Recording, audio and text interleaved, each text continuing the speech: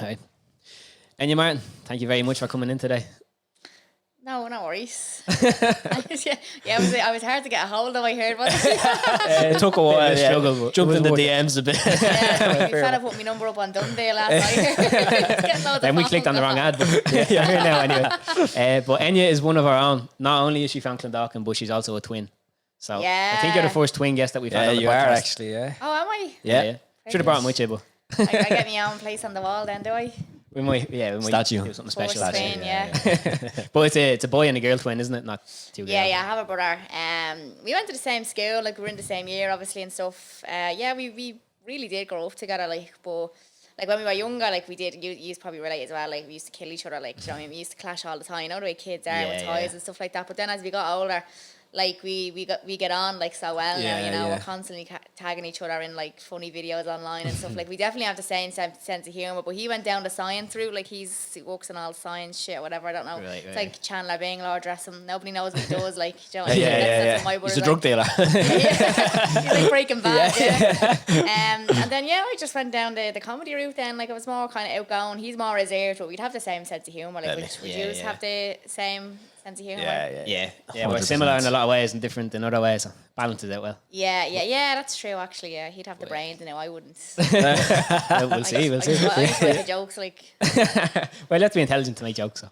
At least good jokes, anyway. Yeah, you do. I think there's. I don't think there's one category for being intelligent, if you know what I mean. Yeah, I think you can be intelligent yeah. in so many different, like, you know, in different ways, like. But I suppose talented maybe. Yeah, whatever makes you feel good. Yeah. I'm sure we'll get into the twin stuff more as we get into it. But we always start off the podcast by each guest leaves a question for the next guest to answer. So you'll have to answer the question now that Jackie Fox left. Yeah. Do you know Jackie Fox? Have you heard Jackie's name? That name rings a bell, actually. Is this Coco's Law? Yes, So we had Jackie in last week. Now, obviously, the episode wasn't released when we're recording this, so you didn't get to hear the question she left. And to be honest, like, she was struggling to think of a question, but fair play to her, like, she covered so much good stuff, and that's why we let her off with it. She did leave one, but I'm going to just change the question a little bit to make it a bit more applicable to you. So she was asking, because obviously Coco's Law and the whole story around that was around bullying and mental health and stuff. The question that she asked was, what would you say to someone if they were bullying another person and like trying to be proactive in dealing with it?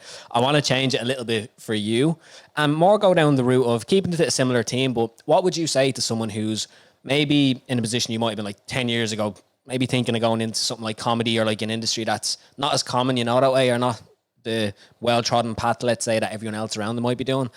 And they're thinking about going down that route, but are kind of worried about what other people may say or negative feedback or criticism, etc. What would you say to someone? Yeah, like I actually have a funny story about this, because when I started making videos, I only put them on my personal page first. Right.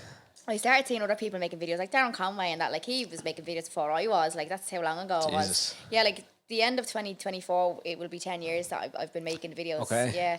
So when I started, like I was obviously still very insecure and stuff, but I would still put myself out there, but just on my personal page, like these people won't judge me, they know. Yeah. You know? And then like I do cringe looking back at some of them because they are shocking, like they are like, but look, you have to start somewhere. Yeah, we all do. And the reason I put them on my personal page is because I was afraid of what other people would think if I went public. But it wasn't even about going public, because it was actually people in my own life, in my personal life, that were still kind of giving their opinion, like their unwanted opinion, I should say. Yeah. Like I'll never forget my boyfriend Gerrup. He used to get slagged in the football dressing I room. can imagine. Well, you've been together since then? Yeah, were you together at the time you started making the videos? Yeah, that would have been about 2014. Like, so Yeah. he was playing football up around the area, and I know his friends, like, and his friends were kind of taking the piss out. And they were like, "Oh yeah, what's your boy making videos?" Like, and she thought about you and all that. Like, and he was obviously not able to take a slag. Yeah. He's one of these, like, he lives in a glass house. You know? He can throw stones, like, you know? But he doesn't like when people throw stones at him. And he was like, yeah, like maybe just give them a rest for a while. And I was like, imagine if I had to listen to him. But I think he thought that I was just going through a phase. Yeah. And I was just gonna, like, you know, whatever, experiment with it and then move on to something else. But I wasn't. Yeah, and I called the page Giz a Laugh because I wanted to be an array of sketches. I didn't just want it to be based on one character, you know. Yeah. But yeah, I had to deal with opinions from people who were close to me, and like, you know what's funny? Like, I still believe deep down, I was like, I know I'm going to progress somewhere. I'm going to manifest this. I will be somewhere someday where I want to be. I'm going to make a living out of this. It might take a very long time, but they're all laughing now. And then it's funny because when you're live in Vicar Street, you're getting text messages off these people being like, oh, any chance me and me both can go see you? Like, oh, any chance to guest list? And I'm just like, do you remember the days where you were slagging me? So Pull out the screenshots. yeah, exactly. You do remember, you don't forget. So what I would say is, yeah, you're going to get people, number one, who will give you their opinion because they feel inferior to you, that you're actually like putting yourself out there and they don't have the balls to do it. And it's the same applies to trolls on social media. A lot of the reason they troll you is because they see you doing something they haven't got the balls to do. They see you like oozing confidence and they know they lack confidence. They're like riddled with insecurities, and you know, you actually take a step back and you feel sorry for them. Yeah. That's what I would say to anyone starting out. Like, you are going to deal with opinions, you're going to deal with opinions from family and friends, and then people online too. But again, at the end of the day, you have to like, you know, put yourself in their shoes and think, I have decent people around me. Like, I know, like, you know, my friends, they mean a lot to me. I wouldn't be friends with them if they weren't good people. And I know they wouldn't be going onto people's pages and leaving negative comments because they're not like that. So what type of person are they on the other side of a keyboard? Like, imagine like their upbringing, like what they went through, to think that that's okay to type something like that. I do genuinely feel sorry for them. And that's what I would say to anyone starting up a page. These people like haven't got an awful lot going for them. They don't. Like, they really don't. Because I hope they're getting paid to leave comments like this, because otherwise you have to really evaluate what you're doing with your spare time. Like, but yeah, like, unfortunately it is inevitable. Like, you're gonna get, like, even like, you know, we were talking about before I came on the podcast, like, I'm a PT as well. Like, my auntie still thinks I have an eating disorder, even though I never did. Like, so I mean, you're weighing your foods. Yeah. What you mean you need to lose weight? There's not a pick on you. Like, they're from a different era. You know what I mean? They are. You will. Unfortunately, like, you will have to deal with it. But I suppose it's just how you deal with it. You know, but you get thicker skin as time goes on. Definitely. I like it. It's great advice. I ramble a lot, in case you haven't noticed. That's fine. That's why we brought you on. Give us a handy day here. Today, so Put out a sound like a some people, is it? No, do you remember what the first ever video you posted was in terms of sketches? I can't put my finger on it. I can remember around like the types of videos I was putting up at the time. So it was actually an English character. You were in the English accent? Yeah. You still have it in you, or No. how long did you do that with now? What was it, like a London or a God, Liverpool? No, I'm or cringing thinking about it. I'm actually cringing. I don't blame me fellas friends for slagging me. Like, I really don't. But like, yeah, it was this girl from, I was like really eccentric, like, do you know what I mean? I was fucking mad back then. You have to go for it though. If you don't. you have to go all in, I would never do these type of videos now, like, because I felt like there wasn't that much trolling back then, back in 2014. Like, I think you got away with a lot more. Like, people just didn't really care, or like it wasn't really well established back then that you could actually just type under people's things, posts and like, you know, give them death or whatever. I think it's the more apps that became available, the more social media platforms. Like, you think about it, there's 500 million people that live in America, I think. Like, I mean, think about the amount of people on the internet. Like, I couldn't tell off the top of my head, but at least 1 billion. Yeah, easily. I mean, you're going to get a portion of crazy people there. Yeah. Do you know what I mean? Yeah. So, you know, and I was one of them. But yeah, like, I can't think off the top of my head, but yeah, it was a real eccentric character, and I did put myself out there because I was just like, like, I'll be grand, you know? Yeah. And people were really kind because it was my personal page. But when I actually started putting those characters onto my public page, one of them was Shanto. I remember Shanto, that was it. That was the one that actually went public with. I didn't put any of the other characters on the public page. Because someone had said to me, you should go public, like, let more people see these videos. And I did. And Shanto was very relatable because we all know someone like Shanto. Like, you know, there was someone in your area who used to go out and out scumbag, but on Facebook, like, she'd act as if, like, the sun shone out of his nose. You know what I mean? So a lot of people were able to relate to that. I was like, grand, I'll stick with her, like, you know? Yeah. Because I did know someone around the area like that. I was going to ask, was there? Yeah. And you know, it's very close to home, but she'll never know. Is her name Chantal? No, that's not you. No, like, Jesus, like, imagine her name was Chantal. It's not you, it's not about you, but yeah, like, I got a lot of inspiration from just like seeing loads of like girls just carrying on like me, just, you know what I mean? And a lot of people could relate to it because people either knew someone like Chantal around their area or hung around with someone like that. And what I started noticing is they were tagging their friends in the videos, being like, oh, this is so-and-so, this is you, and that's what was getting me more followers then, because they were tagging their friends. Do you know what I mean? So that's how the page started growing. But like those characters that I had on my personal page, they will stay there and they will never see the light of day. Sometimes they come up in me memories, you know, the Facebook memories, and I'm delete. Oh God, what was I thinking? I swear to God, some of the videos I put up, I'd be cancelled now. Really? Yeah. Because the whole Shanto thing was all about being a session ma. Yeah. Oh, and I was like, if I put them videos up today, like, I'd never have a brand walking with me. Like, I swear to God, like, yeah. So I had to learn the hard. They learned the hard way. Like, That's so. gas. Working class areas are funny though. Like, if you just got a coffee and sat on a fucking wall somewhere in a working class area for the day, you'd have a year's worth of sketches to do. Like I was walking out of the barber shop in Bannog the other day, and I was like, from the walk from my shop to the house is what? 2.5 minutes. Yeah. And literally, as soon as I got out of the barber shop, there was some woman going past with a buggy in her pajamas. It was about 3:30, 4 o'clock. And then there was a fella having a smoke outside. And he goes, you in your pajamas at this? Are you walking around in your pajamas at this hour? And he goes, you walking around with that showy haircut at this hour? That gas. Saying it to you. No, I was trying to say, I wouldn't be hood up then. You know what? A lot of people always say when they're telling me stories, guys, like, now don't put this in one of your videos, right? Don't put this on stage, but that's something I probably would tell on stage. Yeah. Gas. And they're quick as well. Like, it's so witty. It's the way, like, even my own mother, like, that's where I get from. I didn't lick it off a rock, like, and I know, like, if my ma was born in this generation, she would definitely probably be doing what I'm doing. Yes, but back when she was my age, back then, like, she was born in the late 50s, like. Right. Yeah, like, she's 66 now, she is. But, you know, it was all about go to school. You'd probably have to leave school early. Yeah. Stay at home and mind your little brothers and sisters, or else go out and get a job at 16. Like, she had to go out and get a job at 16. She was married by 18. Do you know what I mean? It was just... And, like, that's why she's in my videos now. And I don't know whether you've seen her in them, but, like, she definitely, if she had the option now, I'd say to... you know, be reborn again. I definitely think she'd be doing what I'm doing. Like, really? Do you have to drag her into the videos, or does she voluntarily she go? Loves it, and she's like, oh, can I go with you to the show tonight? And I'm like, yeah. Do you know what I hate it when I bring her to my show? She has to be babysat, right? Because where do I go for a smoke? And you don't leave me. I'm like, I have to go on stage. Like, she just doesn't comprehend this, like, you know. But yeah, she's all right. Like, she's mad.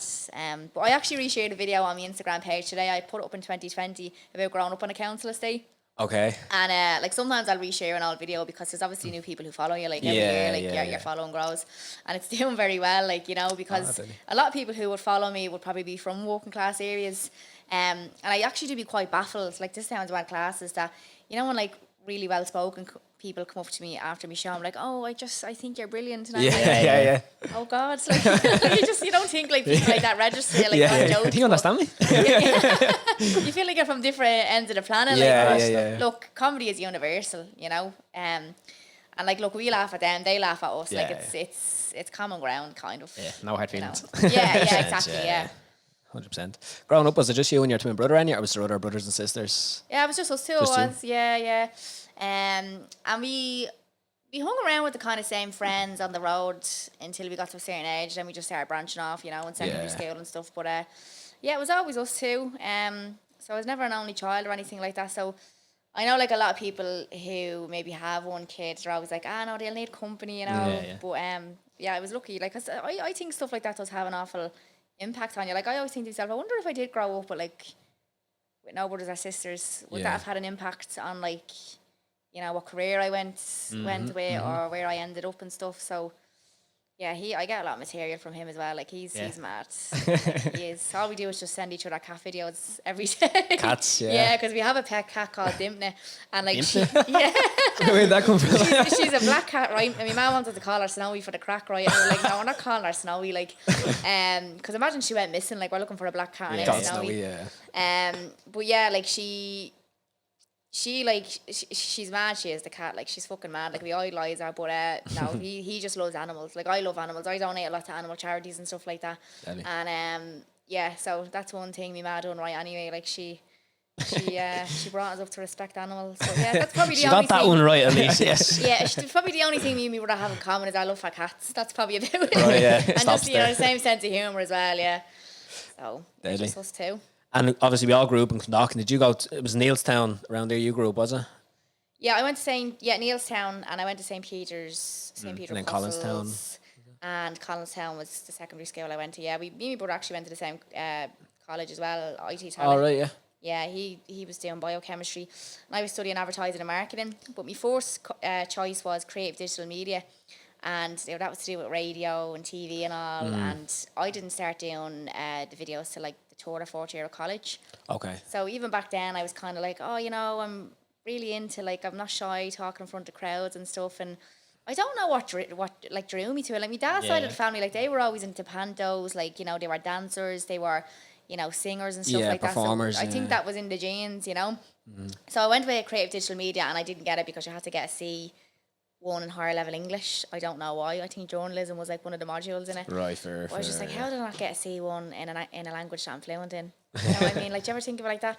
I did higher level English, didn't get the C1, and advertising and marketing was my second option because there's an element of creativity in that. Yeah. And I just felt that, yeah, that would probably be the closest thing to it. So I ended up doing that. I saw it out. I did the 4 years, but in the last year of college, that's when I started doing the videos, and I just felt like, I kind of found what I actually love now. And thank God for social media, because God knows where I'd be if there was no such thing as social media. You know, I'd probably still be in the ad industry.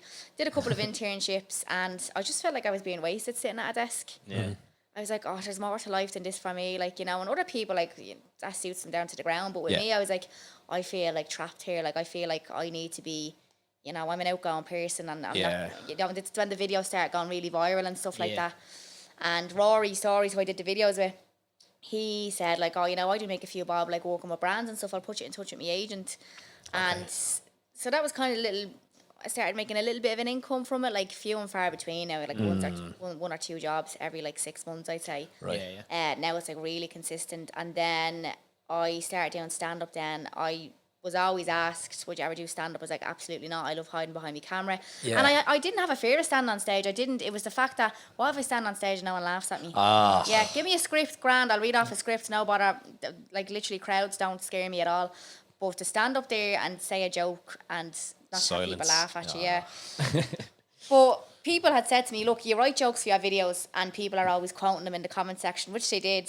When she says this bit, I was like, right, well, if I can write jokes for that, I'll try, like, write 5 minutes. Now, 5 minutes felt like a lifetime back then when it was my first time. And the slot was for a first timer. So obviously the audience were warned about it. Like, look, she's the first time, go easy and all. And you were really supportive.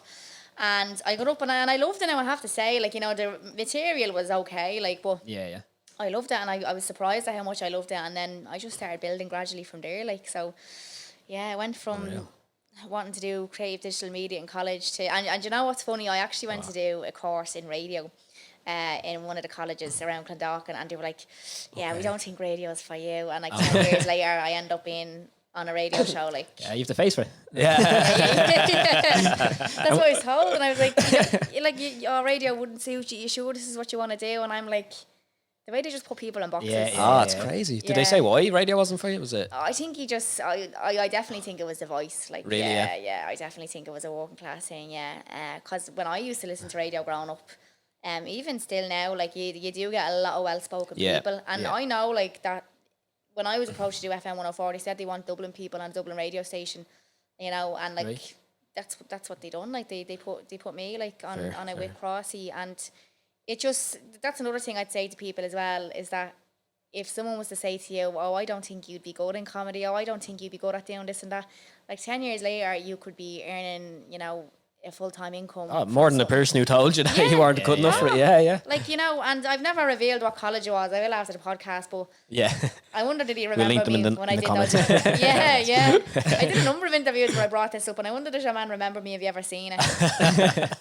Well, yeah, like, I think if you know, back when I started doing the videos, the great thing about the internet is you can put what you want out there, like, you know, within reason. There's no one telling you, oh, you can't say this, you can't do that, because when you're working with brands, like, it is very like that. They're very strict. You can't. They don't want to, like, be involved in any politics, like your opinion about anything, like, oh, they're just really like a middle ground. So I just know years ago you used to have to send tapes into TV stations with you know, like, just, it was like a show reel type of thing, whereas, like, the internet now is like my show reel. Like, the amount of jobs I've gotten from people just watching me videos thinking, oh, would you act in this, or we have a role that we think, you know, you'd be great for, and just from watching me videos, you know, and put myself out there. So, you know, there's a lot of reasons not to put yourself out there, and then there's a lot of reasons why you should, because you just don't know what opportunities are gonna be waiting for you on the other side. 100%. Do you remember the first ever, or around the time when you were doing your first sketches, did it take you long to make your videos? Because I remember when Adam became a PT and he made his first ever video. Jesus. It took him like 2 hours to record it. It was a little, like, 40-second video. Did you used to spend ages sketching them out and doing them 60 takes of each one? And yeah, I used to have, do you know what, because I had, like, a really good camera. It was like one of them, actually, an older version, like, back in, like, 2013, 2014. Where'd you nick that? Where'd you nick that from? I think I got a credit union loan out to buy it. I swear to God, because I was like, maybe I'll start doing photography. Like, I don't know what it was at media, and I was just drawn to like. Yeah. And I bought it, and I actually did a few of my friends' 24s. What I did, fucking shy photographs now, but like they were just Lock taking pictures. You own the roof, fancy the camera, floor. but then I found out that I was able to record video, so I had a tripod as well, and I had a laptop, and I would record it in my room. And how Shanto came about was, I was like, right, I don't have a costume. Like, I don't really have like a scummy costume, you know? Yeah. I mean, Butter's Adidas jacket was like hanging over the banisters on the landing. I was like, right, I'll just grab that. And then like there was a cap downstairs, and I was like, right, I'll just use that. Yeah. And that's how I got it. But like, you know, obviously the technology now, like you can do everything on your phone. Like I needed like Windows Movie Maker and all, and like, you know, it's just mad the stuff that I needed back then. Yeah. Everything's on my phone now. But yeah, like I used to do my videos in black and white because I didn't like how I looked on camera and stuff. Right. Yeah, I used to be a bit insecure like that. And when I listen back to my old videos from the earlier days, like my voice even sounds really younger. Yeah, like because I was only about, like I was that nearly 10 years ago. Like I would have been only about 22, 23. Like, Yeah. you know, like I'm 31 now. Like, so like I have come a long way, like, and learned a lot. But yeah, I did. I remember just closing the laptop, the first video that I put up, and I was like, oh my God, it's out there now. It's out there, and there's nothing I can do. And then I opened it back up about half an hour later, and like, you know, a lot of people were sharing it, and like, oh my God, this is hilarious, and tagging all their friends. And I was like, right, I was imagining the worst. The worst hasn't happened. Yeah, I'm still alive. yeah, and to be honest, even to this day, like, there's been never a video that's like caused major backlash. You know, like I've never like had to like face a hate campaign or like. Yeah. Is oh that my God. intentional? Is something that you're like aware of when you're making Yeah, videos? yeah, and like that's something that I'd probably be proud of now, is that like I do have a brain when it comes to stuff like that, and like I'm not controversial whatsoever, like, because back then again there was no such thing as cancel culture. Like it's a lot more apparent now, like, and I have to be just so careful. Like, even though if I'm not working with a brand and I'm making a video, I'm like, I can't say it like that. Like sometimes I'll send a video to my agent, and I'm like, do you think this is a bit like on the fence? Like, and he's like, no, I think it's all right. But you know, it's just That's horrible. Yeah, you're constantly just walking on glass. Yeah. And like I feel sometimes the parameters of comedy now are just so narrow. Yes. Yeah. Now I can get away with a lot more on stage.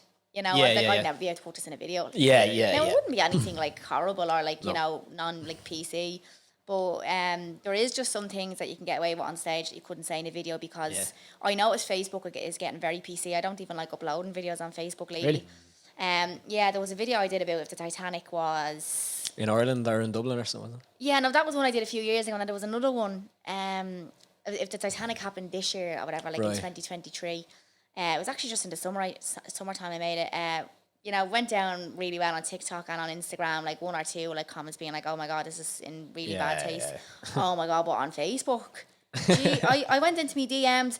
Oh, like I was called every name under the sun. Like it was just awful. It was, and like the comments, like people actually died and all. Like how could? And I was like, look, it's been 100 years. Like I think it's okay. Like and, the statute of limitations is passed. Yeah, exactly. And I think, you know, I don't know. Like it maybe a little bit dark, but you know, like I wouldn't be going on making videos about anything like, you know, in the world wars or anything like that. Like Jesus, like that's a bit.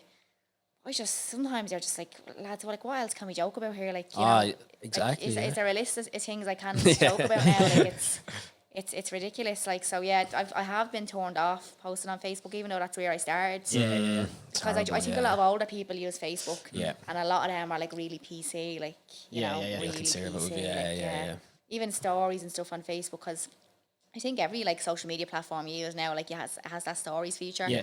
Like I'll even notice if I put something up on a Facebook story on my Gives a Laugh page, you just look at some of the replies to it, and it's like, fucking hell, like people are just they just annoy you. Like it's a joke. Like you follow a comedy page. Yeah, you know exactly. What do you expect? Yeah, but that's one thing you have to get used to now. It's just so many opinions. It was easier at the start. It's getting a lot harder lately.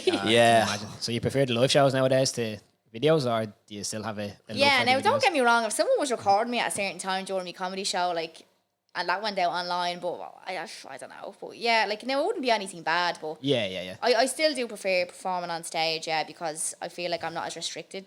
Yeah, but there's a total difference though between doing a comedy video and then doing live comedy. I can only imagine. Yeah, Like the feedback is instant. Do you know what I mean? Yeah. Whereas like I have to I still get butterflies when I upload a video, and you have to kind of wait for about a half hour to kind of gauge how well it's The doing. responses, You're like, right, is this going to be a flop or not?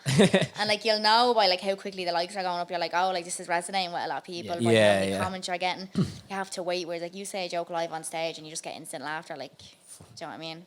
Like that's the difference. Yeah, 100%. But yeah, they both have their pros and their cons. Like, You know? There's so many questions about comedy that I want to ask, because I never, to be honest, it's probably a profession I never respected enough early on. Not that I didn't respect it, but I don't think I just put enough respect on it for what actually, number one, just takes to get on stage and put yourself out there like that. But number two, just how like clever and clued in you have to be to actually be funny, like proper funny. You know, the likes of Jimmy Carr and like all those. I love Robin them. Williams. So Robin Williams, like those boys, comedians, even like Joe Rogan and stuff. For all comedians, like there's a real knack to it. It's not just like jumping on and saying outrageous, like some comments, like Frankie Boyle and stuff like those boys, just rinsing people. Like, but pure comedy, like getting on stage and those jokes and being able to like say things, but say it in the right way or at the right tone, or when to like drop the punchline in and when to hold it back and stuff. Like there's a real art to it that I think probably goes unnoticed, and that's testament to the skill of I comics. think it is an art. I do. Yeah. Like I don't think you can go to college and learn to be a comic. No. Like I just think that you can be funny and you can have the crack and stuff like that with your mates, but there is a way you have to word a sentence for it to come across as funny. Like there's comedy is universal. Like if I stand up there and I talk about holidays, like going on a holiday with your other half or whatever, like, everybody in the world can probably relate to something like that, So it's picking the right topics. It's how to make them funny. Like everyone can relate to them. Like I love when I'm on stage and obviously I know like, what bits are coming up next and stuff like that. And I'm after doing like this joke at about, 10 different shows already, and I know it's going to get a big laugh, and I love the build up to it because I'm just like, oh, you think this is funny, waiting to see what's going to happen. Like you get real excited, especially if it's only, a new show and you only have to try it out a couple of times. Like it's great. It's great when you write a joke and you try it out for the first time, people laugh, like, and like, right, maybe I just got lucky, and then like the second show and people laugh again, you're like, oh God, I have a winner here. Deadly. But I think it's like a sixth sense writing comedy. I do. I think there's just like that sense. There's an intuition to it, Yeah, your intuition. You're like, I think this is gonna do well, this joke, and then it does, and it's just so rewarding. Now, don't get me wrong. Like, there's been times where like there has been jokes that haven't worked. Like, thankfully not at like huge shows. Like, usually I'll try them if I'm up in a comedy club, or if it's in the early days. Like, I get rid of that. Like, no one's been laughing at that the last couple of shows. It's a lot of trial and error, but. Yeah, it is. It's great, like, to write a joke, and that's how I started. I started making videos and like putting punchlines into them. That's when I started to think, oh, like maybe I can write jokes, because I used to just think I was witty in school. Yeah. Do you know what I mean? I used to just think I was quick on my feet, like having to crack with my teachers and my friends. But never did I think when I was in sixth year, was I going to end up as a stand-up comedian? Like, never in a million years. I just thought I was going to have to get an office job like everyone else and go to college. And I was just probably funny, and... Yeah, making jokes at the coffee machine in the morning. Yeah. Like, oh, well, I was the class clown, now I'll be the office clown. Like, you know what I mean? That's what I just thought of. Like, never in a million years. If you had told me when I was in sixth year, oh, you're 18 now and you're 28, you'll be after selling out Vicar Street a couple of times. Like, what? Like, do you know what I mean? Yeah. It's mad how it ends up. Like, and I'm a real big believer in what meant to be won't pass you by. So like when I left that internship, like I was only making £100 a week. So like finished college in the May, was doing a couple of internships over the summer, and I was in one till the October. That's when I decided to leave. Right. That's when I done my first 5 minute stand up as well. My videos were starting to go viral, and I was like, right, I'm not going to be any worse if I leave here because I'm only making £100. Like. And I was Extravision had shut down at that stage. Extravision had shut down the January previous. In Clondalkin Village, that Extravision was it? Yeah. I was there since I started college, actually. No way. For 4 or 5 years, and then I went into redundancy. Did like you look at Netflix and all like that. You know what I mean? I never stood a chance. The price of the popcorn in there was a joke as well. But fucking ridiculous. I don't know how they said it. I don't know how they stay open. Like they were making off popcorn. Like, well, that shut down, and then. I didn't have a job. I was just doing internships, and up until the October. And then I had to make the decision. I was like, right, I either stay here and feel trapped and, time's going to be ticking. Like, am I going to miss out on opportunities by staying here? They were going to go with someone else for the position I was in. Like, they weren't going to keep me on. They were going to go for someone who was more experienced. And I was like, right, well, that's a sign. Yeah. Like, just go now. And they were lovely people that I was working with, I have to say. Like, I've had a few bad experiences in offices. Yeah. But they were actually a lovely group of people. And I was sorry to leave. But, yeah, I left. And I was on my own then. I was on the dole, like, and I had went up to the local enterprise centre and they were like, look, if you're self-employed, that's fine. We can actually give you a supplement like every week. So it was like a self-employed. So I forget the actual name of it, but you got like 100. I think it was like €200 a week, and then it went on for like 2 years, and they'd knock off a bit every year. Okay. Because they're like, right, like this is Get only like your act together. it's like a push for the time being. Yeah. Self-employed as a comedian.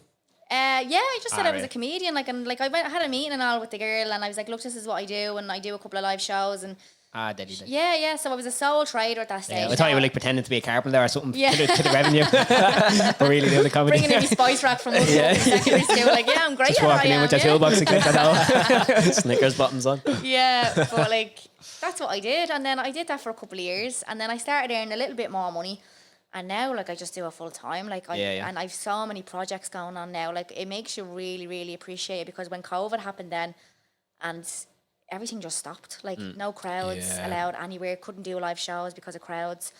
I was absolutely terrified for the first time in a long time, and I was after making a good few bob at that stage. Like I was getting a really consistent income, and then it's just taken away from me like that. Like it really, thank God for the PUP payment, because I'd have been fucked. Like I would have had to go back and work in like Tesco or something, like, you know, and that was something I had to consider. Until the PUP payment came about, I was like, thank God, that'll keep me afloat. And then COVID left, and then I started picking things back up again, and now I'm here, like, so you're doing well. A lot of ups and downs, but it's massive. hard being self-employed, like, because when you're sick, there's no one who can fill in for you. I'll never forget, like, I had to go down to the Galway Comedy Festival, and I was dying sick. Took a COVID test negative. On the way home, I was eating a packet of crisps and drinking a can of Red Bull, and I couldn't taste them. I was like, right, I have COVID now. I had to cancel Vicar Street, had to postpone it and stuff like that. It's awful, like, and you know, it's, you go on holidays, you don't get holiday pay, like, it's... Oh, it just changes your view on everything, doesn't it? It's like, it's actually costing me more money to go on holidays now, because it costs me to pay for the holiday and the money I'll miss out on from working and all that. But do you know what? I wouldn't change it for the world. Like, I really wouldn't. I wouldn't change it for the world. I just... to be able to do what you love, like, and I remember I used to hate the idea of working for someone else, right? Yeah. I just can't take direction, lads. I can't. Like, if someone said, bring that box over there, I'd end up bringing it home with me. Like, you know what I mean? Like, I was just shy. When I worked in Extravision, I worked as a lounge girl in the pub.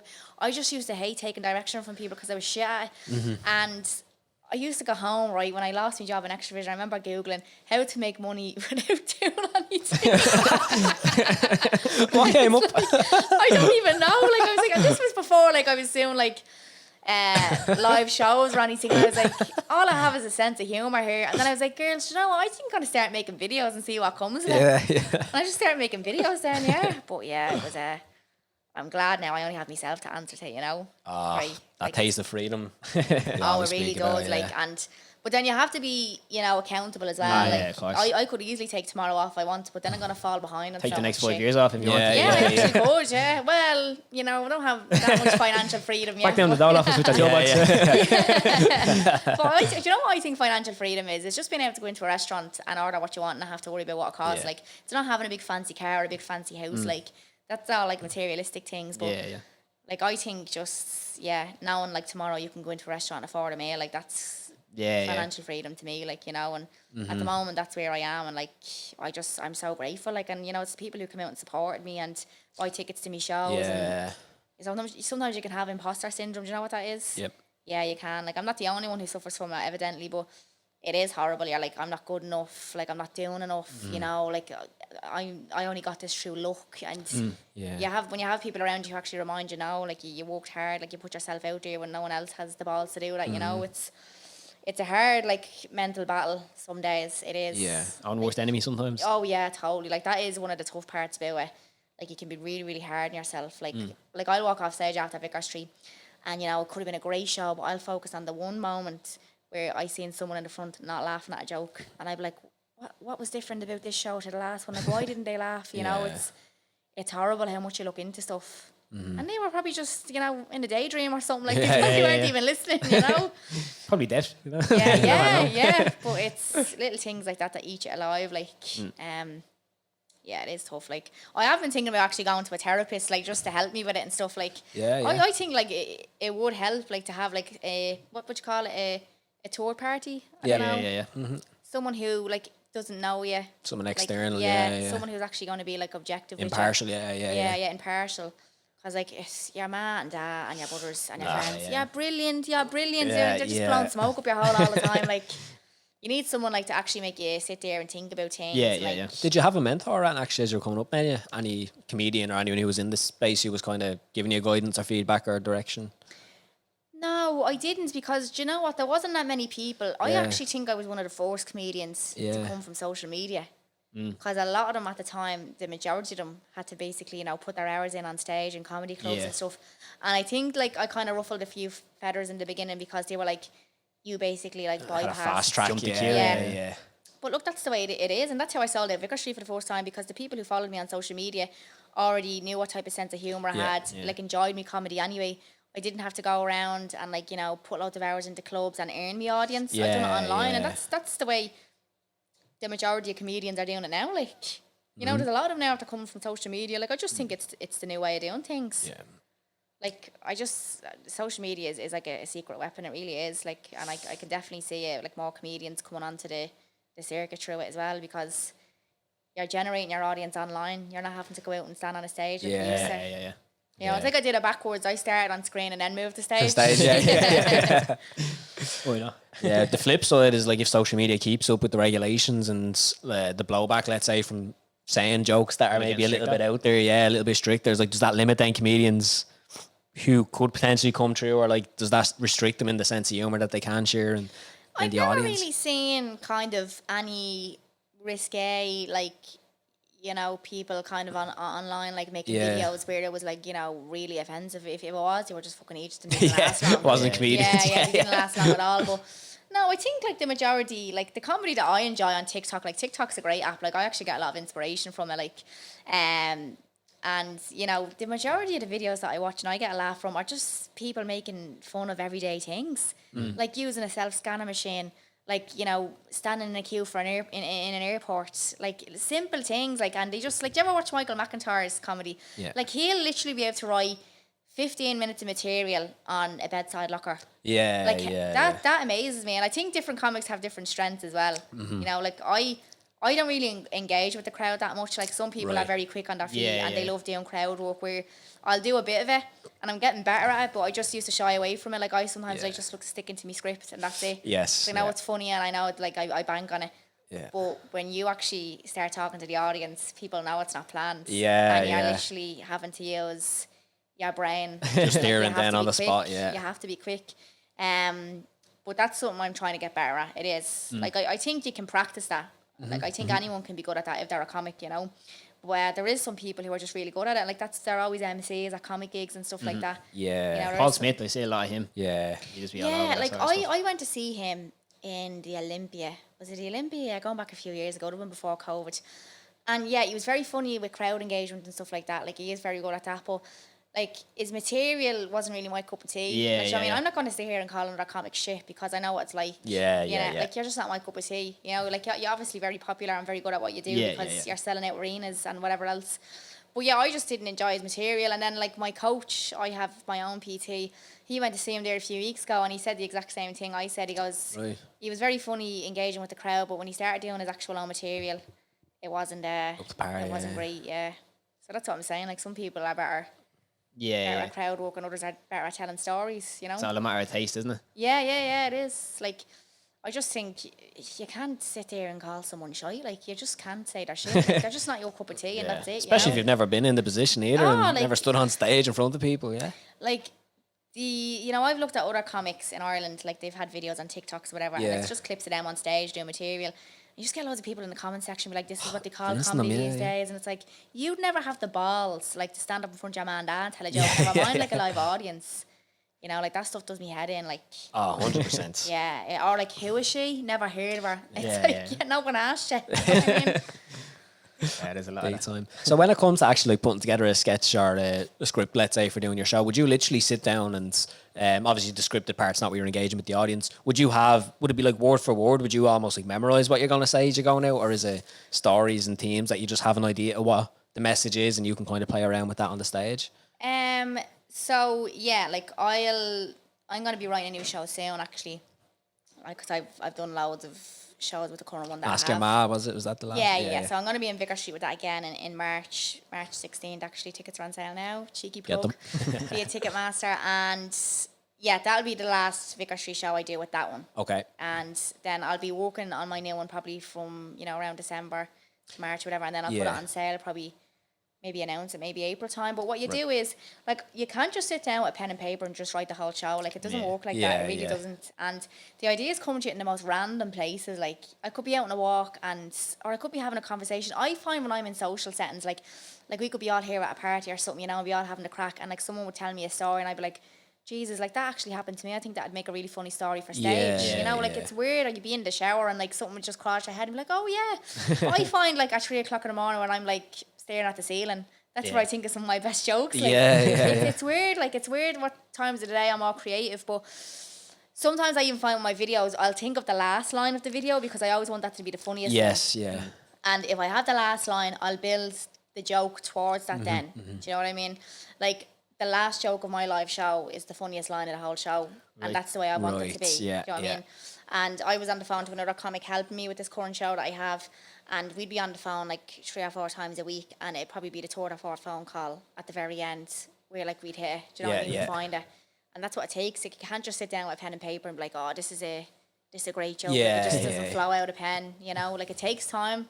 It does a lot of trial and error. But yeah, it's you can get a lot of writer's block. You can get frustrated. You're like, oh, how am I actually going to write a new show? What am I going to write it about? But you just pick topics that you're experienced with. Yeah. And it's always the same stuff. If you ever watch any other comics, they talk about a lot of the same general stuff. Relationships, kids, holidays. Just things that everyone can relate to. So you just kind of stick to the basics and just put your own spin on it, Yeah, absolutely. What do you think is more important? Is it like the wording or the delivery? If that makes sense. Yeah, I think it's both. Like, I would say a sentence, and I feel like I'm not messing. This actually makes a massive difference. If you say the same word twice in the same sentence, it's not as funny. Like, I can't even think of anything now off the top of my head. But like, it could be the word speak. Like, I was speaking to this fella the other day, and we got talking, and the final line could be something with the word speak in it, and it wouldn't be funny because you're at the saying the word speak.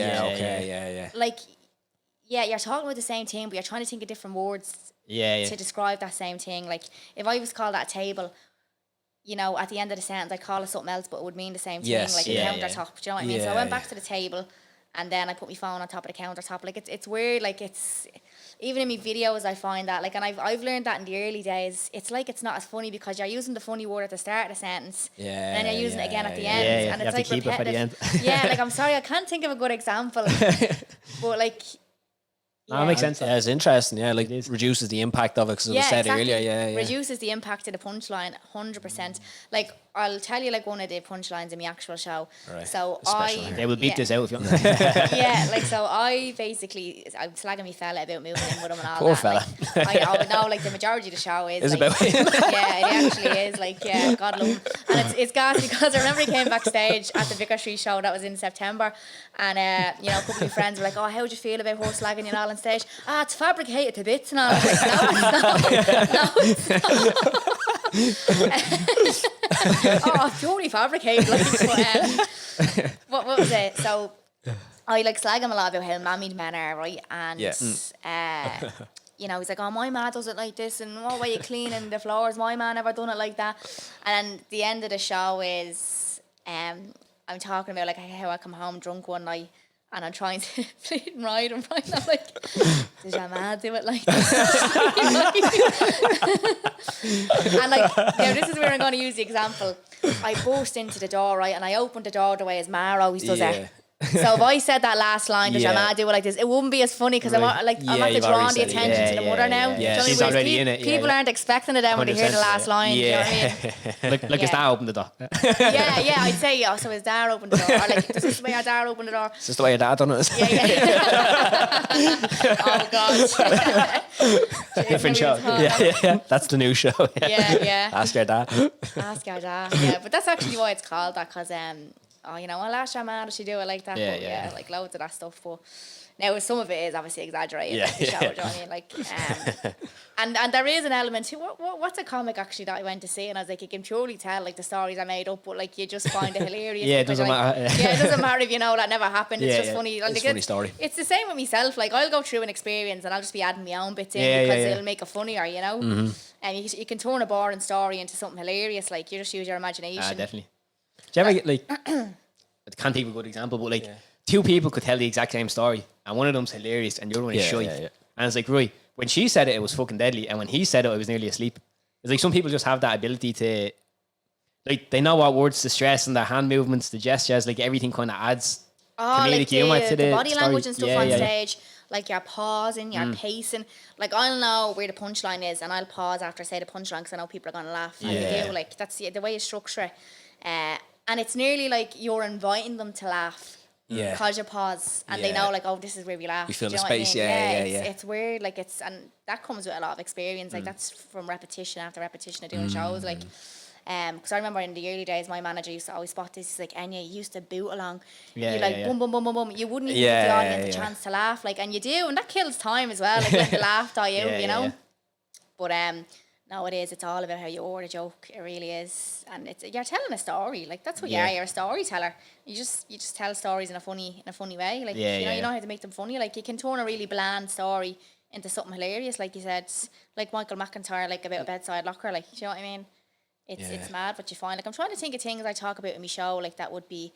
Like I talk a lot about me mates and stuff like that because a lot of women would come to see me, so I talk about a lot of scenarios with women and stuff like nights out, and you know like that gets a lot of laughs because it's relatable, and we all have a mad friend who like you know goes off with every fella and like just always looking for a fight on a night out and stuff, like you know it's funny like and if you're not that person, it's your friend, like you know someone who is exactly. So it's a lot of that, and there's a lot of like girls nudging each other and all throughout the show being like that's you like you know they can identify with it. Like that's the interesting thing about your, well, at least the early sketches and videos is like all of it is really relatable stuff, like Sharon the L one who's like peeping out the window looking at the kids playing football and snapping at the balls coming in our garden, like literally hundreds of them around our estate that used to be doing that to us. It's like all stuff that you're either that person or you know that person. I think that's what brings so many people into it, is like you said, either tagging someone being like, oh that's you or that's your one or whoever else. Oh, totally. Like, because that's one thing as well. My mum used to always say to me, she's like, oh, and when you were growing up, you were like a sponge. You used to soak everything in. And I think when you were a comic,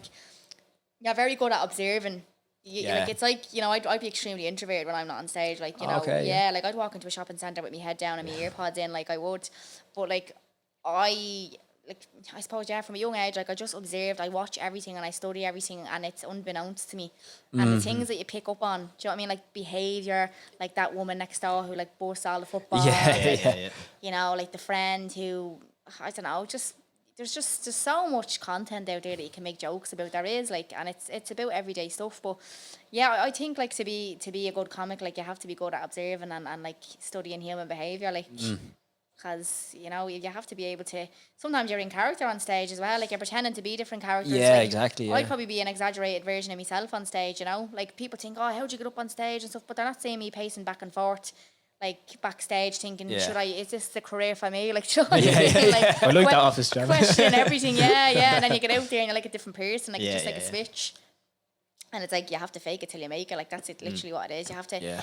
Like the whole joke telling thing as well, it's like you're selling it to them. Do you know what I mean? You're like, I'm gonna say this with so much confidence, you have no choice but to laugh. Like that's the way it is nearly. Like I swear to God, like you have to deliver it like that, being like, I know you're gonna laugh at the end of this joke. That's the literal confidence that you have to have. Like it's horrible. And then when you're telling a joke for the first time, you're like, these are either going to be the longest 5 seconds of your life or the best 5 seconds of your life. Like you're just waiting for that laugh. Like, would you always have like, I don't know, say you have a new show that's coming out or you're working on some new material, would you always keep like one or two old ones in the back of your mind that you know work just in case? Or so like I don't actually think I answered your question probably from a while ago.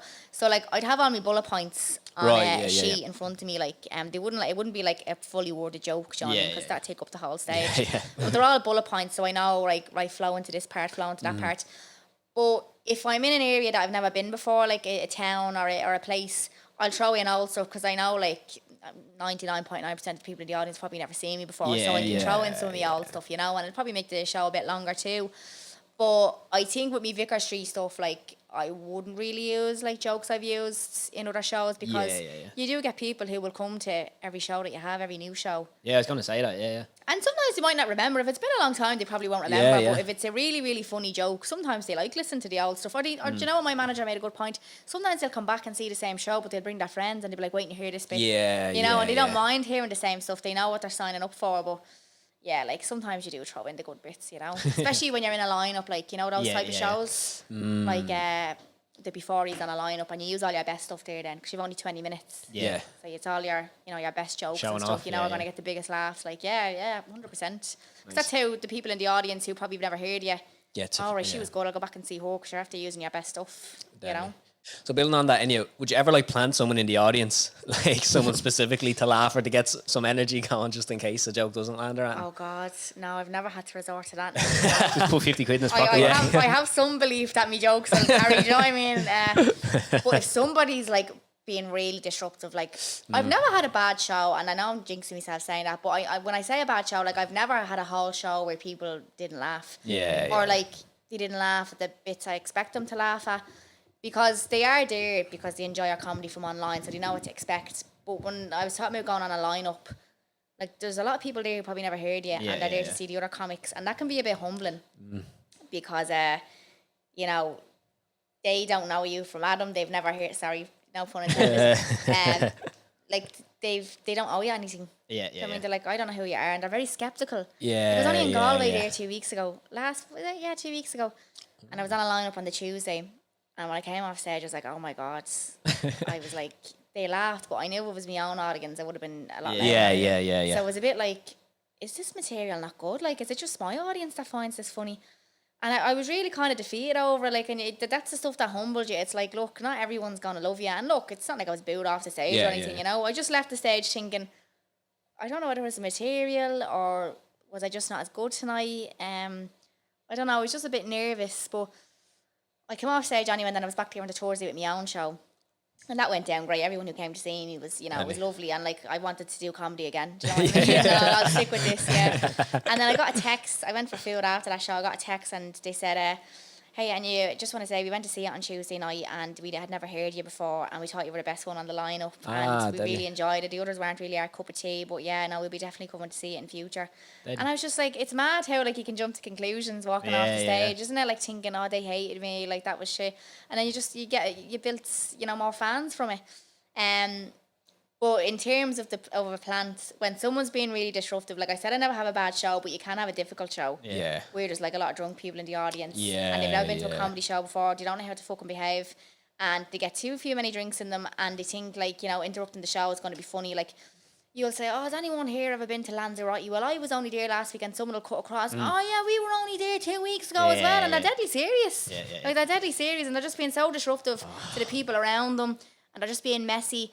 And then what I say, I just make a joke about, like, Jesus, like, I reached out to this company during the week to, you know, send a plant in, and this is what they fucking send me, epoxy vegetable, and then everybody just starts laughing, like, oh, like, they're putting her down and stuff, like, you know, but it's, sometimes you actually have to come out of character, and that's the worst part. Whereas, like, if I keep joking with these, they're going to think it's okay, but you literally have to sometimes come out of character and be like, look, these people paid to see me tonight. They didn't pay to see you. And everyone's like, like, glasses flying. So they're leading head records, like, you know. I'd say so, Yeah, but I'm sure, like, I think Jimmy Carr definitely puts plant in his audience. Like, some of them heckles are like, fucking hell, like, you know what I mean? I'm afraid if someone said that to me on stage, like, and like how he can be so quick with them. But then you go into the comment section of his like YouTube videos, and like a lot of people are like really, really suspicious that he gets plants. Oh, really? Really? Yeah. They're like, oh, they have to be plants, like. But then he kind of, I don't know, like he kind of welcomes people to heckle him, doesn't he? Yeah, I suppose he invites them for the next person. So. Like I'd hate if I was just like, oh, hit me with your best shot, and like fucking people just shouting shit at me, like, oh, I wouldn't be aiming for it, like, that's not my style of comedy. Crying on the stage. That was gas, You're bleeding shy. I wanted to ask you actually, if being like, do you think you face extra challenges, whether coming up in the scene or even still today in that comedy scene, being a woman? I think, like, I can't really, I can't really form an opinion on it because I wasn't in front of many audiences that didn't know me already. Yeah, true. You know, like I said, I'm on some lineups and stuff like that. Like I supported Tommy Tyrne actually at the Paddy Power Comedy Festival this summer, and I was on just before he came on, and there was like 2 acts on before me, and like by the time I came on, it was the same experience as the Galway thing. It was like, yeah, we're just here to see Tommy. Yeah, that's Tommy. Yeah. And it's like I felt like I just had to just get the job done, and that was it. Like like I wasn't really enjoying it. And I'm sure like maybe the majority of the people there were men.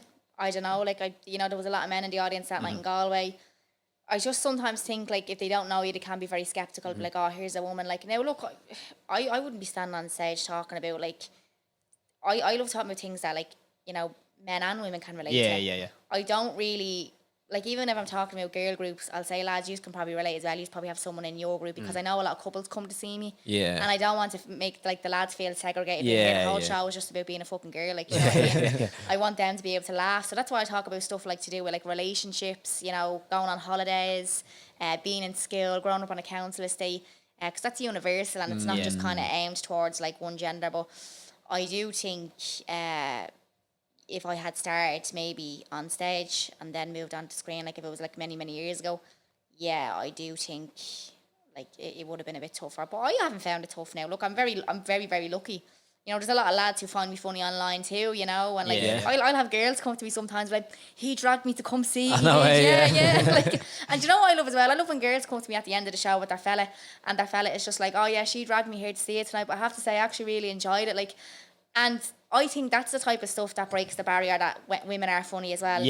Because he was probably going thinking, oh, she's going to be talking about fucking makeup and eyelashes or something like that. And it probably like, relinquishes that like stereotype that like women only talk about feminine things. Because it's not like, and I think women who do like put themselves into that box of just talking about feminine things, like they're missing out on a whole. Part of the market. Yeah, they're missing out on another market. Like comedy should be universal. Yeah. But like, I love when like I convert men. Into it's great, and I love them leaving thinking, oh, actually, women are actually funny. Yeah. Not bad for a woman. Hopefully, it changes their opinion. Like, yeah. That's my job done. If a fella leaves a show and actually found me funny, Yeah, absolutely. I want to ask you about, because you're not just a comedian. I know you do some other stuff alongside that. But before we get on to that, what did it feel like for you the first time they actually sold out Vicar Street and like you knew, oh shit, like.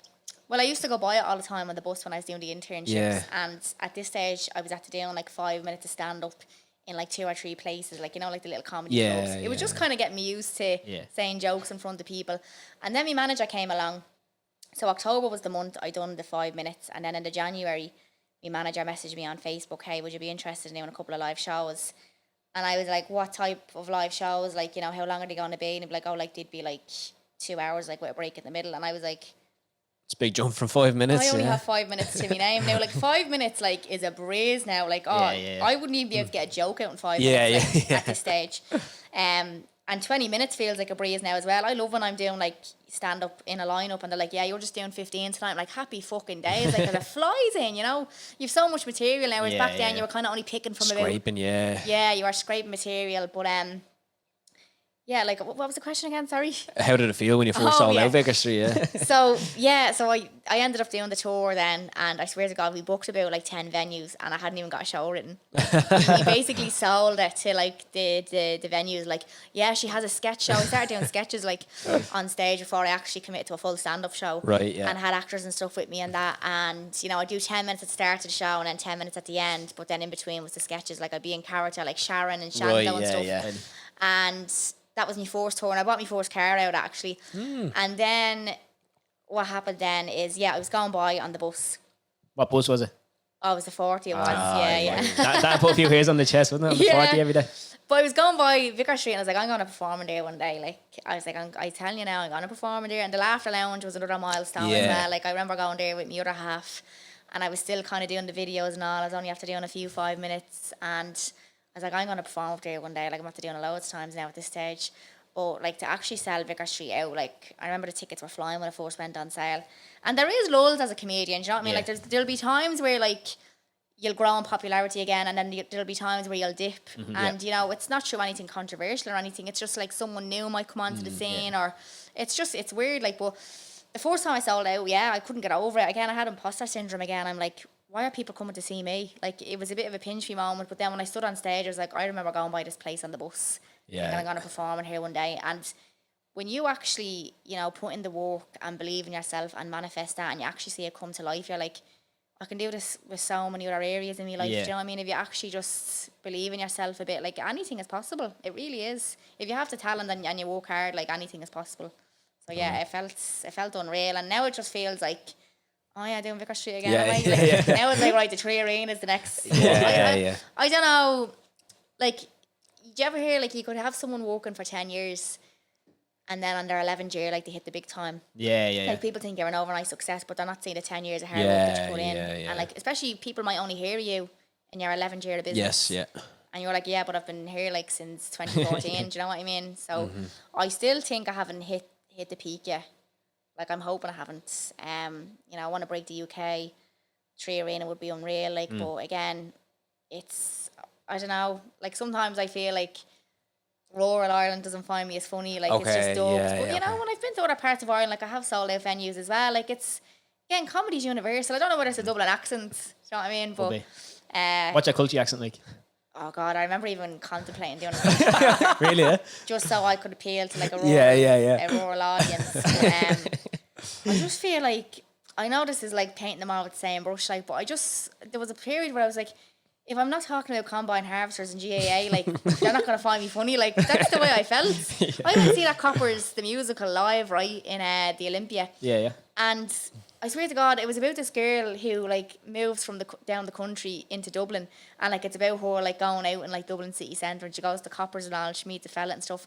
But, like, all they were talking about in it is, like, you know, combine harvesters, GAA, like, farming and all, and, like, the audience were on their backs laughing because they were all from the country. Like, do you know what I mean? And I'm sitting there. You were Googling combine harvester. Yeah, I felt like I was getting educated, like, on, like, rural Ireland, going to see it, But, like, sometimes, like, the two Johnnies, like, I love the two Johnnies. Like, I do. Like, they're great crack. I've been out with them a couple of times. Like, I've been on their podcast as well. But the majority of this country, it's rural Ireland. It is. Like, it's... And that's why they're so successful. Like, their podcast is appealing because they talk about a lot of stuff to do with, like, rural Ireland. But yeah, I don't know. And then I just think, oh, if you look, you're funny. It doesn't matter where you're from. Like, you know, I find UK comedians funny, but... Yeah, true. It's just, it's weird. Yeah, I don't know. I don't know, but there's probably tons of people who still haven't heard of me around the country as well. Like. True. I've seen a few Americans under your comments and stuff commenting saying, oh, I found that really funny. Some of them say I didn't understand the word you said. Yeah. But you do seem to get a lot of positive feedback from Americans as well who have Irish roots or, like, you know, have some connection to Ireland. Yeah, like, I started putting subtitles on some of the videos. Now, I do forget sometimes to put the subtitles on.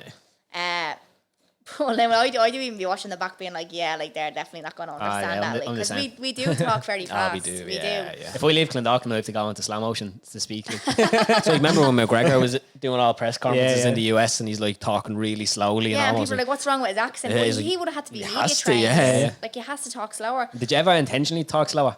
You sound like a fucking idiot. Like, it doesn't come out natural. But you know what? Like, I wouldn't be funny if I had to talk slower. That's part of the funniness is how you say it. The accent is what makes it funny. Like, it is. And I actually follow a girl. Her name is Katie Boyle, actually. She lives in New York, and she's Irish, like, and I don't know what part of Ireland she's from. But she always puts up stand-up clips of herself in the New York comedy clubs. Okay, and, you know, like, she sometimes takes the piss out of herself being from Ireland. You know, she gets laughs and stuff like that. But I think if I was to go over to America and do a comedy club and I just slowed my accent down a bit, like, the joke is still funny. Obviously, the delivery is going to have to change because I'm not speaking in my actual native tongue. But I think once it's universal, like, I could get up there talking about relationships, talking about mother-in-laws. That's still going to resonate with them.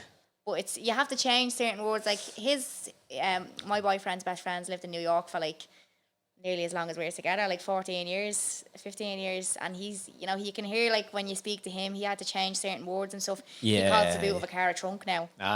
Like, you know, he calls, like, the footpaths, I forget what he calls sidewalk or something. The sidewalk, Like, that's just ingrained into him now. Whereas, like, that, you'd have to change little things like that on stage. You'd have to really kind of work on it and stuff, you know, to make it relatable. Like, when UK comedians come over and they mention the word Ballymun on stage in the 3 Arena, the whole place erupts. I've seen all Ballymun. Like, Kevin Bridges did that before, and, like, you have to do a little bit of research everywhere you go.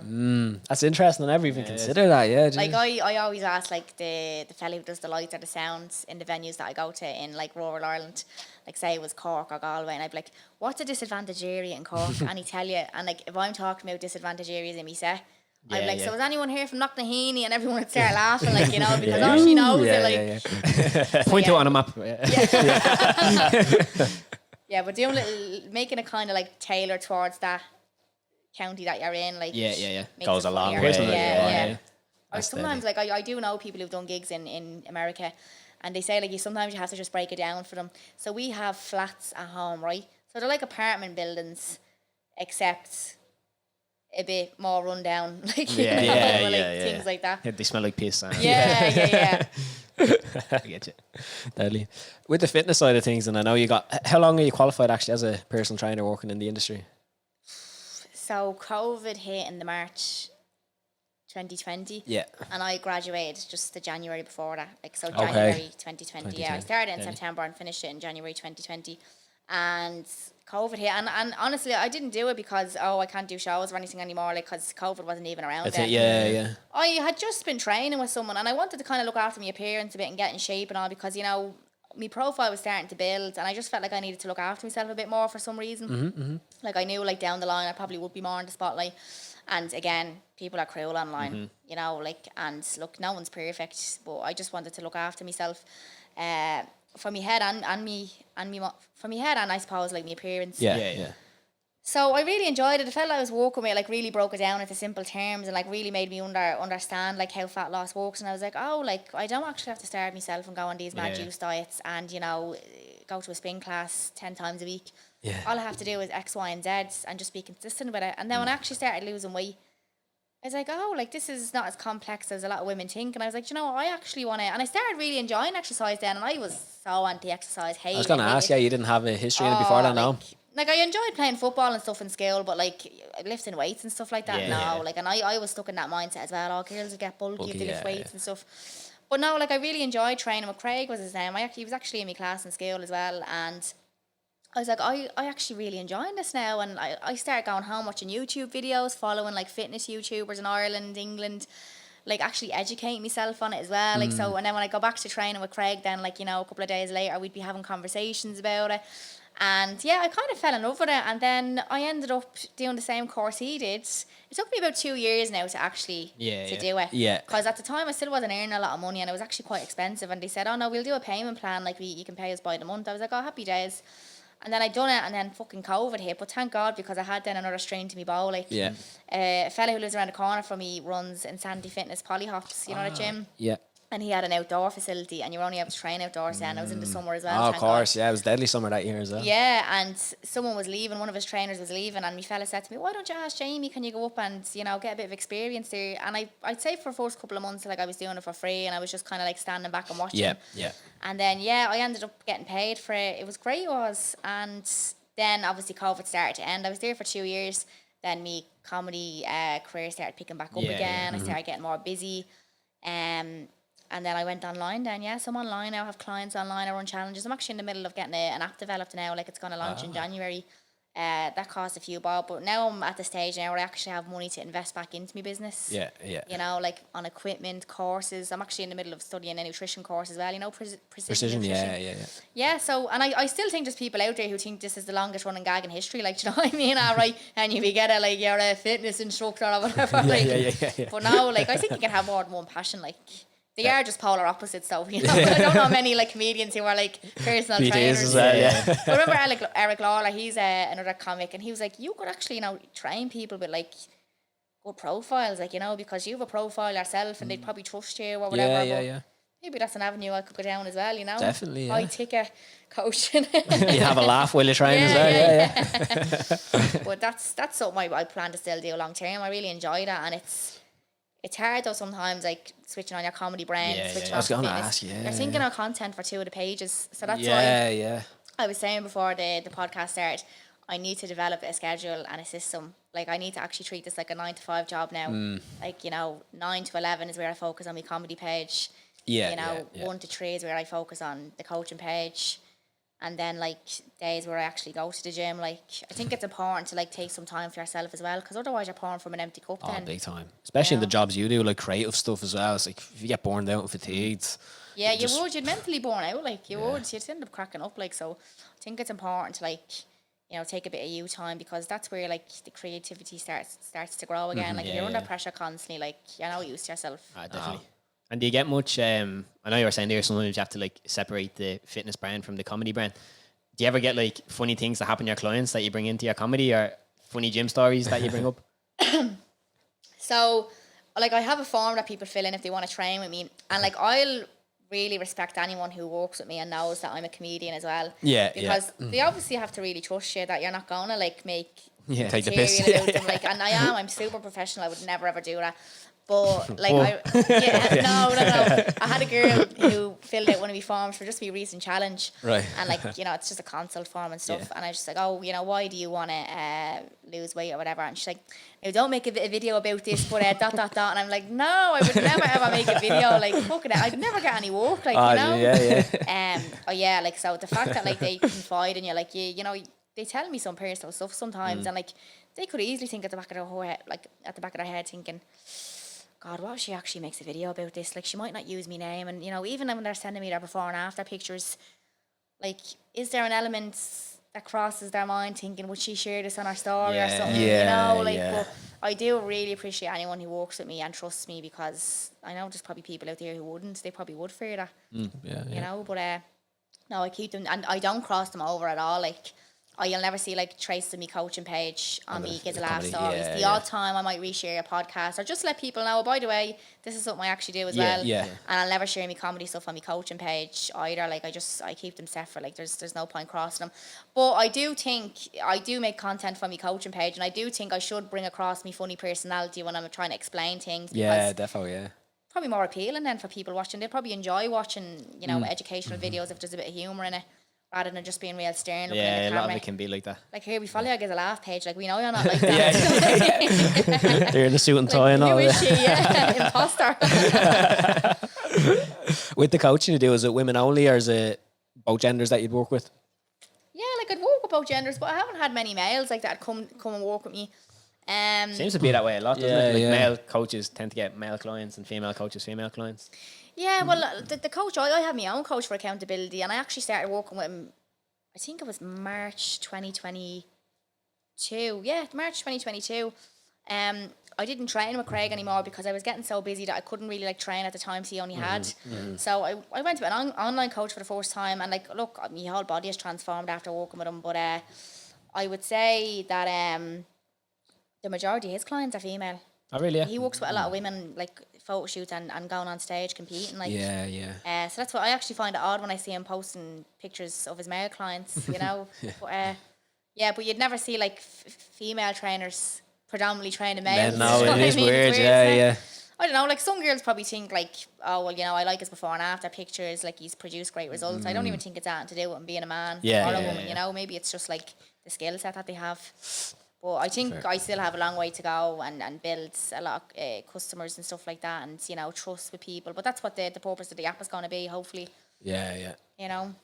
Definitely. It's cool. I love the fact that you've done both. Like, you had an interesting comedy stuck with that. You didn't have to choose like one or the other. You're able to kind of mingle the two of them together, and you're obviously passionate about the two of them as well. Because like, I grew up like on a council estate in a working class area, and like, you know, my family got by. Like, there was always like food on the table and stuff and clothes in our back, but like, we were never the family who'd be going on like 2 or 3 holidays a year, or even any holidays, you know. Like, we were brought to the beach probably in the summer a couple of times, and we just got by. And like, I remember before I was young, I think my ma and dad both lost their job. Like, it was around the recession.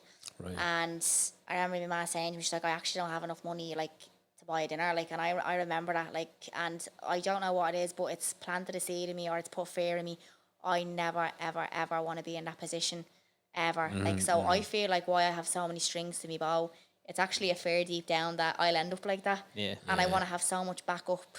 Like, I want to have contingency plans. Like, I never want to feel like I'll have to ask someone for a loan of money again. Like, or, you know, I'll be on me hole, or like, it just, I feel like I just need to keep building the momentum. Like, I feel like if I stop, like, I'll stop earning money, and I don't do it for the money. Like, I do what I love, and I'm able to earn money from it, obviously, but the fact that I was able to find something that I love and make money from it, and you know, like I do feel incredibly lucky. But I think a lot of it stems from like just financial stress. Like I never want to experience that, like ever. Like I want to be able to bring my kids on holiday like 2 or 3 times a year, and like, you know, just look after them and stuff, like, because I remember what it was like when I didn't have it, you know. And like, look, my mum and dad like looked after us and they took care of us and they gave us what they could, but yeah, I just think it scared me anyway. Yeah, keeps you active. Totally, yeah. It's the funny thing about working class areas, because you'd have like 10 people who don't work a job and then one person who does 10 different jobs. So it all balances out. Yeah, like, and you know what, business studies was my favourite subject in school. I actually won student of the year like in business studies in 6th year. Yeah, like I've always thought I was a very like innovative person.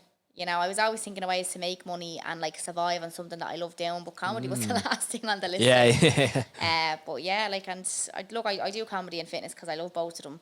Like I couldn't imagine I would have stuck to something this long if I didn't enjoy it. Yeah, you know. 100%.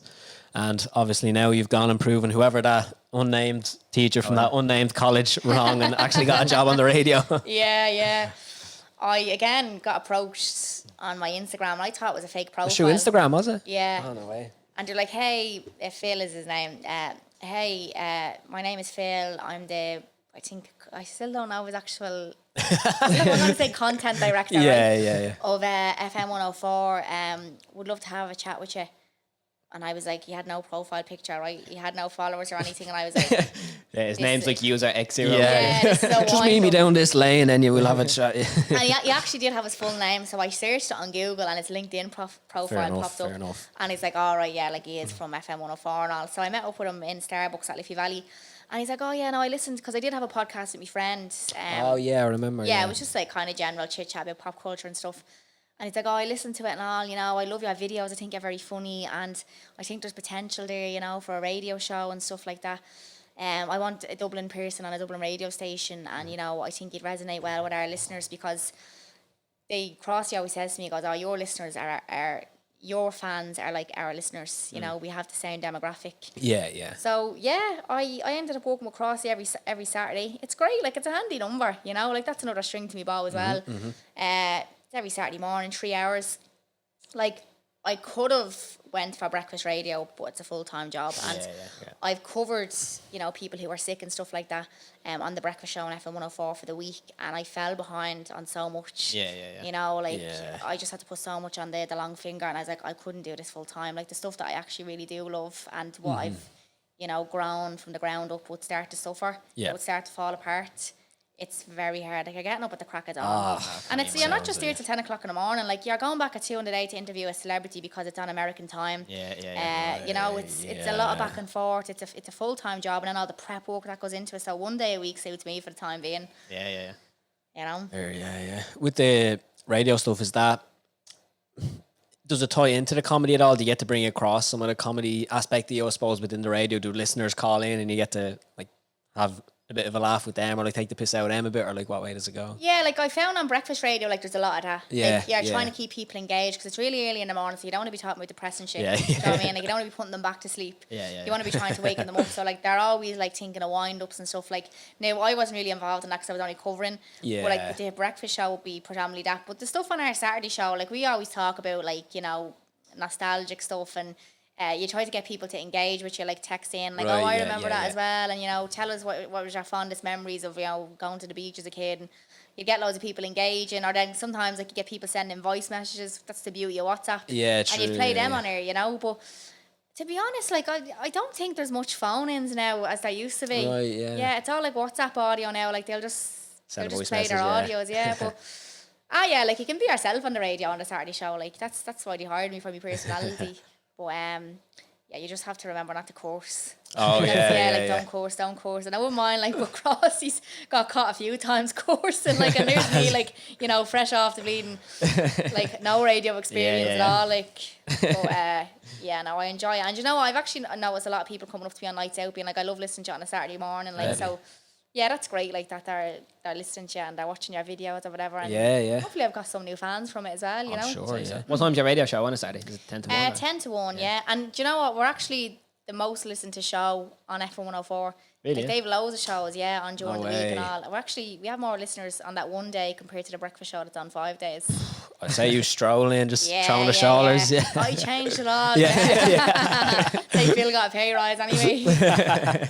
I know this is probably like an impossible question to answer, but out of the three, so the fitness, the comedy, and the radio, do you have like a top one that's like your favorite to do? Or All the brand deals gone through my head. yeah, What can I say?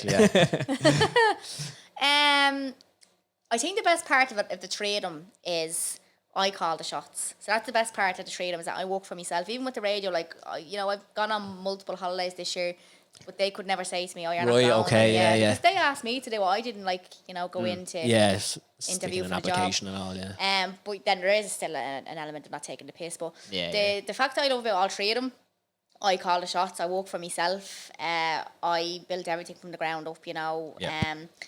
But I think it changes. I think obviously predominantly it's something that I love to do, and it's where I started, and it's something that I'm naturally good at, is the comedy side of it. And that's something I plan to do, and I can do till I'm well into me 50s or 60s. Yeah, true, yeah. Which is great, it's not like a physically demanding job like a footballer, where they just get a shelf life.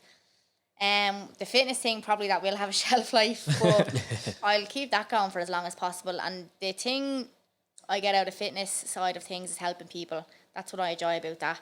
And the radio, I can't imagine it's going to get any bigger than just the one day a week at the moment. Yeah, with everything I haven't got the else. time. Yeah. But I enjoy doing that because that's nearly like a hobby, and that's something that I remember I wanted to do. Yeah. So it's nearly like our pride that I'm still sticking to that. Just to fuck you with the man. Yeah. Doing it for about 30 years. Just fucking sick of that fella. He's probably dead and buried now. You know what I mean? But yeah, like I think they both have their strengths. Like, and there's sometimes I walk off stage and I'm like, oh my god, I have the best job in the world. Like, that was absolutely amazing. It's like the feeling of euphoric, like walking off the stage. Yeah. It's just, it's a feeling like no other. Because I actually went to see a comedian last night in Vicar Street. Oh, really? And he sold it out, and I was sitting there in a balcony. I was looking around at everyone, and I was like, "Oh my god!" I was like, "This is how many people come to see me when I'm here." And I was a bit taken aback, because when you're on stage, you're just thinking about your next joke. And like I said, crowds don't scare me. You're just waiting to hear the laughs. You don't care how many people's there. Yeah. So I was actually like, Jesus, and you give yourself a pat on the back. Like, this is how many people come to see you. Nah, definitely. So I think, to answer your question, probably the comedy. Yeah. Fitness second. We got there in the end. We got the answer. So you sound like you're fairly flat out 90% of the time. What do you like? What's a day look like for Enya where you're not working or you're not in like graft mode? Is there a day? I honestly, I swear to God, the last few months, probably the last year, like I'm getting so busy. Like, I'm juggling so many projects. So many projects where it's like, Enya, you need to stop taking on like this, because it's actually torn into me work leaks into me weekends now. I'm like, if I don't do this weekend, it's going to catch up on me, and then I have this to do, I have that to do. Like, I just finished writing a book as well. I did, and that was like 40,000 words, and I had to get that done within 5 weeks. That was torture. Do you know when it's going to be released or anything like that? It won't be released until next year. Next year, so okay, fair enough. Next autumn for like next Christmas. Christmas, you know what I mean? yeah. So I'm going for a woman who didn't get to see one in English, isn't it? Yeah, Jesus, it's not bad. Look, Say who's spell laughing check now, saves you, I actually learned how and when to use a comma. I swear to God. And then ChatGPT helps as well. Now I'm joking. Like, plagiarising. Write me a book. But writing a book, developing an app, like, obviously writing a new show, what else, coaching people online, it's a lot. So to be honest, when I actually have a day that I'm not doing anything, like, I do just be over the moon, like, I do be in heaven, like, it's bliss. Like, I actually don't have anything to do today, it's great. I can't remember the last time I watched anything on Netflix. Like, I just don't have the fucking time, like, and I do need to develop, like I said, a schedule where you need to, like, leave time aside, like, because I live with my other half, and I'll come home at 5, from the gym, whatever. He's only after getting in the door. And I'm like, I have to do check-ins now. And then he's like, and it's my fault. I manage time better. But I remember during COVID when I was getting cabin fever and I had nothing to do. Like, I wouldn't mind a little week in lockdown again. Do you know what I mean? I wouldn't mind a little week in lockdown. So when I do have a day off, I really, really appreciate it. I do. Like, but again, I'm grateful to be busy too. Absolutely, yeah. It's like, obviously, as fitness coaches, the importance of recovery and stuff like that physically for the body. It's like the same for your mind, I think, to make sure you have time for that too.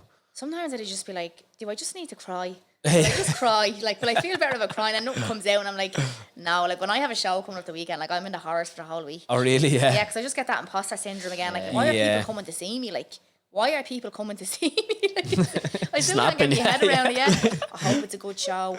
What if it's not? What if they don't laugh? And like, and my fella always gives out to me, Enya, you've never had a bad show. Like, and you go on like this every time you have a show, and it always turns out How much grand. proof do you need? Yeah. Yeah, but it just shows you care. Like, you just want it to be, you know, definitely. the best as possible. But yeah, like that does take over me week. Like, when I have a show coming up. It's not even nerves. Yeah, It's just yeah. beating yourself up, you know. Nah, definitely. Do you have any pre-show rituals, like song you listen to or a drink you'd have or anything like that?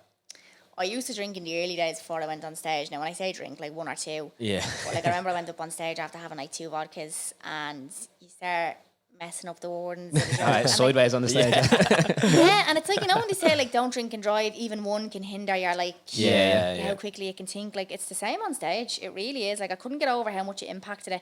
So I said, right, never again. Now I'll always have a drink after the show, like depending on the event. But yeah, like I'm not mad about drinking before stage. But my ritual would probably be just relaxing, really. Like, you know, sometimes I don't really eat before stage. Like, I do be genuinely nervous. Like, you know, just general nerves. Like, it's not like I'm having a full blown panic attack. Like, do you know what I mean? Because I've done it loads of times. But yeah, like, you just want it to be a good show and stuff. But I don't like loads of people like talking to me beforehand because I'm trying to like be in the zone and focus on like the jokes in my head. And, like, imagine I'm on stage. What way are you going to say this? What way are you going to say that?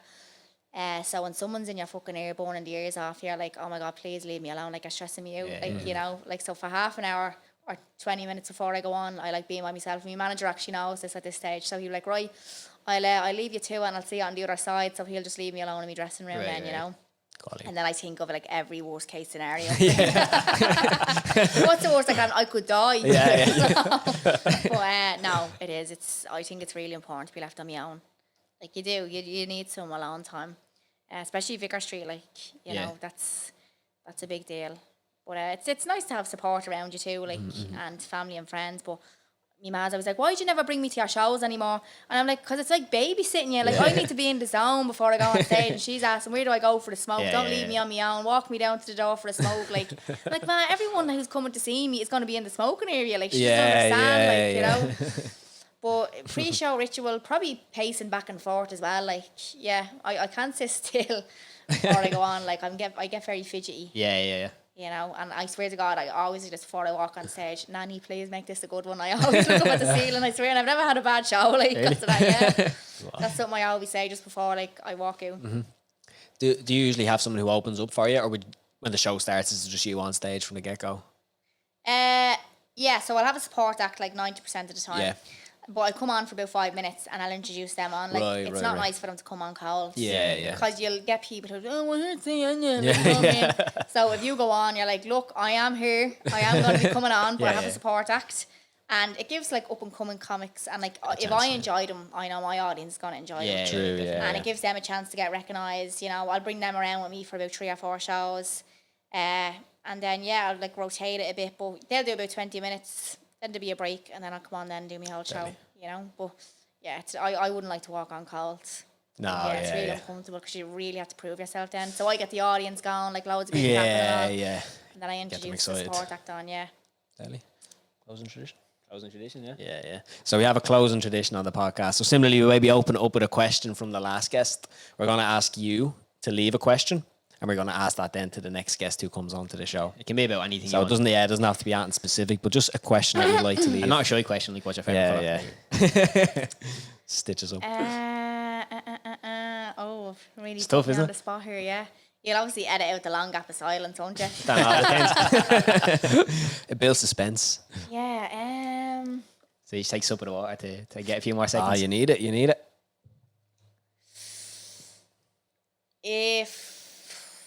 Do you want us to tell you what other guests have asked? Yeah, give us an example. Like. All right, so Kenny's question was, what's your 5-year plan? Kane is, what's your short-term goal? Jay's was... what would you do if you knew you couldn't fail? And then Jackie's was, what would you done with it? That's what I done with it, yeah. So normally it's about some like ambition or future self or goals like something along those lines. Advice to your teenage self was one as well from Meg. Sorry, advice to your teenage self. Advice to your teenage self. If money was no object, would you still be doing what you're doing now? Good question. Probably, yeah, that's probably my favourite one so far. That's a good question. You smashed it, Enya, Jesus. Yeah, because I'd still do what I'd be doing now if money was no object. Yeah, like if there was no such thing as income, well, the world wouldn't turn if there was no such thing. But you know what I mean? Like I get joy from doing this. It brings me happiness to make people laugh. So I just say do what keeps you happy. Do you know what I mean? The fact that you can earn money on top of that, happy days. Yeah. Not many people, you know, are working, doing something that they truly enjoy. That's why I was so glad I actually made that leap from that internship, because there's so many people who end up getting tied up in a mortgage and they can't go and fulfill their dreams. Well, they can, but like it's going to take 10 times more work and it's a lot of risk. So I was lucky I got out with no mortgage, no kids, still lived at home. And so... Not a session more. Yeah, She got that out of her system. But again, like I had to like graft for a long time before I actually started making a living from it, you know. So, and I was doing it because I enjoyed it, and I knew one day I would make money from it. So, yeah, that was my question anyway. I like it. I actually have one more question. Go on, you always do it. I always do. But I was only watching it the other day. You done a video with John McGuckin where I think it was for Granby, but he was eating a fry. Yeah. Do you remember doing it? Yeah. And then at the end of it, he was like, I'll get it. And you're like, no, I'll get it. And then he let you get it. Did you actually have to pay for it?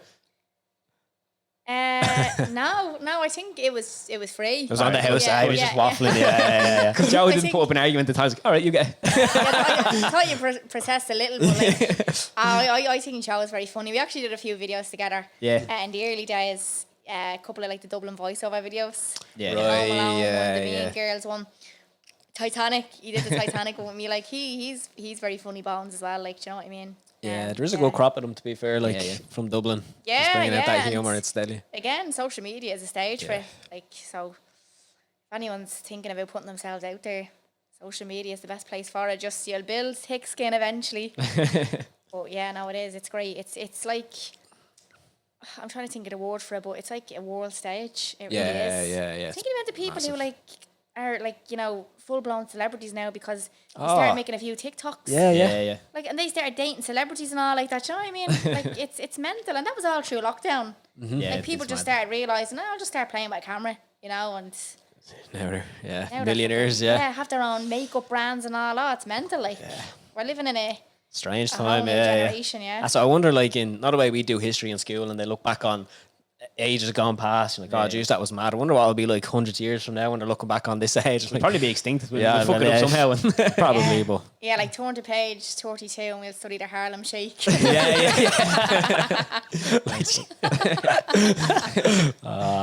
Nightmare. Well, no more questions. Yeah, he's all good. Before we jump off, Andy, do you want to just plug your show March 16th? Is it people can get tickets for?